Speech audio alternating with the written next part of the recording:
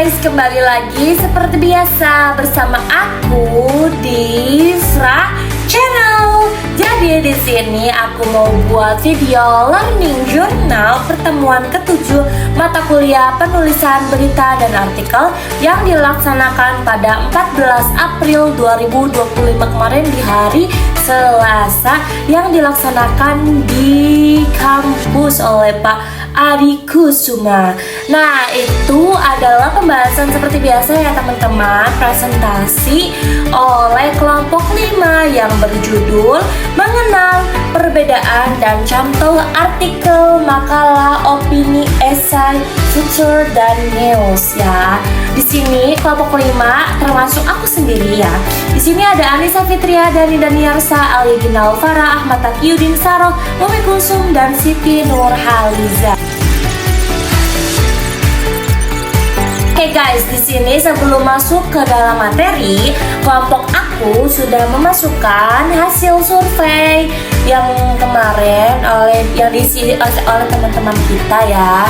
Di sini hasil surveinya tuh kebanyakan memilih kalau misalkan untuk membuat esai artikel futur itu bisa ya. Yang bisa itu lebih banyak daripada yang tidak bisa guys. Di sini surveinya. Lanjut aja ke pembahasan seperti biasa yang materi ini pengertian artikel dulu ya. Artikel merupakan tulisan yang berisi pandangan individu yang membahas secara mendalam suatu isi tertentu yang sifatnya aktual atau kontroversial dengan tujuan memberikan suatu informasi yang mempengaruhi dan meyakinkan atau menghibur pembaca. Seperti biasa ya teman-teman ya, artikel itu materi dasar karena ini kan mata kuliah penulisan berita artikel ya. Nah, kalau karakteristik artikel itu di sini ada 5 ya disebutkannya. Yang pertama, karangan non-fiksi, karangan yang tidak terlalu panjang, karangan yang bertujuan untuk meyakinkan, mendidik, atau menghibur. Yang keempat, sarana penyampaian adalah surat kabar, majalah, dan sebagainya. Dan yang terakhir, wujud karangan berupa berita.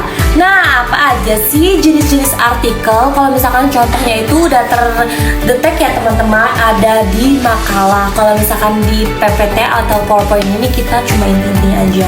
Nah, jenis-jenis artikel ini ada 4: narasi, deskripsi, argumentasi, dan persuasi. Apa sih pembahasan selanjutnya tentang pengertian makalah? Oke. Nah, apa sih makalah itu? Makalah merupakan salah satu bentuk tulisan ilmiah yang menganalisis isu tertentu berdasarkan studi literatur atau penelitian lapangan. Nah, penyusunannya bertujuan untuk memengaruhi kewajiban tertentu, baik yang bersifat akademis maupun non-akademis. Nah, di sini ada ciri-ciri khusus makalah dan sistematika makalah. Kalau makalah kan seperti biasa ya teman-teman ya, kita kalau kerja kelompok itu ya bikin makalah, kalau nggak PowerPoint. Nah, di sini ada ciri-ciri khusus makalahnya. Yang pertama itu ada informasi yang diterapkan memiliki tingkat validitas yang tinggi dan analisis serta penafsiran harus bersifat objektif. Makalah juga harus menggunakan bahasa yang lugas, ringkas, sederhana, dan akurat. Dan yang terakhir itu ada makalah harus disusun dengan sistematis dan komprehensif. Lanjut pembahasannya, sistematika makalah. Di sini ada bagian awal terdiri atas kata pengantar, daftar isi, bab pendahuluan. Yang kedua itu ada bagian isi terdiri atas tujuan atau kajian teoritas, pembahasan, dan yang ketiga itu ada bagian penutup terdiri atas kesimpulan dan saran. Lanjut pengertian opini. Opini merupakan suatu jenis tulisan yang berisi suatu gagasan, ulasan atau kritik terhadap persoalan yang berkembang di masyarakat dan ditulis dengan bahasa ilmiah, populer. Hakikat artikel ini merupakan suatu bentuk tulisan pandangan yang dibuat seorang penulis berdasarkan pendapat atau gagasan pribadinya mengenai suatu masalah tertentu.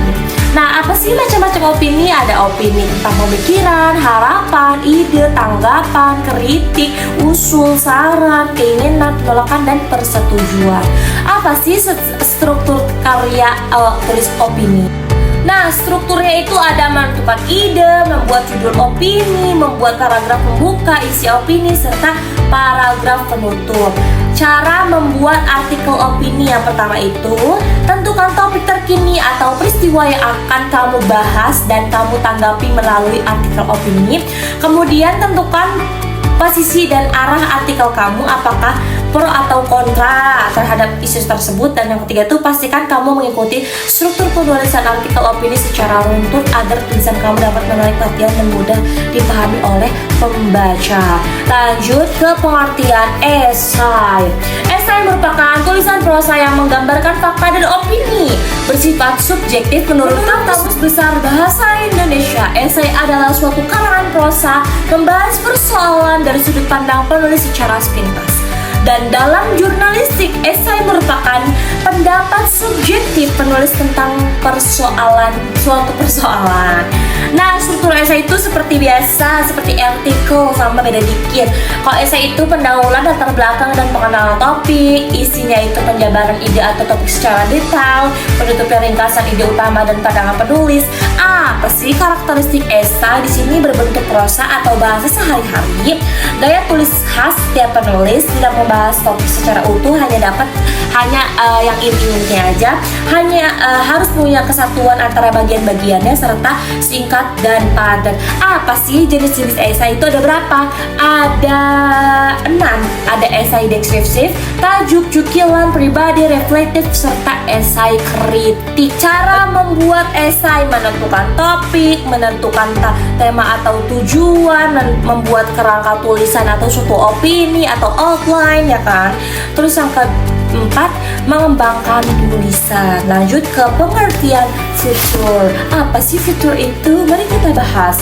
Futur adalah salah satu karya penulisan pendapat yang ringan dan subjektif mengenai objek tertentu, umumnya tidak berkaitan dengan berita. Nah, futur ini menjadi salah satu daya tarik media sosial di TV, media cetak, serta media daring. Nah, karakteristik futur itu ada banyak, teman-teman. Ada faktual, informatif, relatif, ringan, kreatif, subjektif, human interest, awet, gitu kan. Nah, apa sih tahapan tulisan futur? Di sini ada menentukan peristiwa dan jalan cerita, cek recheck dan triple check jalan cerita. Yang ketiga, mengasihkan sudut berita atau point of view. Yang keempat, ada menentukan lead atau intro bagian pembuka. Dan yang terakhir itu menulis berita. Nah, jenis-jenis fitur itu ada banyak ya teman-teman. Ada fitur berita, fitur perjalanan, fitur sejarah, fitur wisata, fitur budaya, fitur profil, kuliner, pokoknya ada banyak lah ya macam-macam fitur.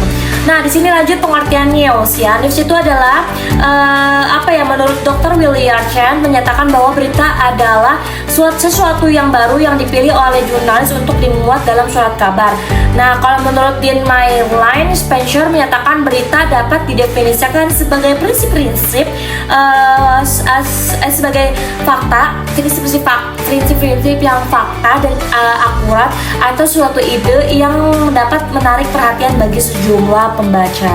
Berita adalah laporan tentang fakta atau ide yang dipilih oleh staf redaksi suatu harian untuk disiarkan.